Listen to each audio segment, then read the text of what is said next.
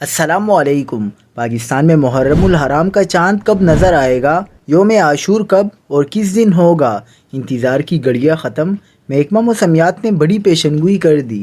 کیا آپ حالات حاضرہ سے آگاہی حاصل کرنا چاہتے ہیں؟ خبر کے پیچھے چھپے اصل حقائق جاننا چاہتے ہیں تو ابھی سبسکرائب کیجئے جلمل پاکستان کو اور ساتھ ہی گھنٹی کے نشان پر کلک کر دیں۔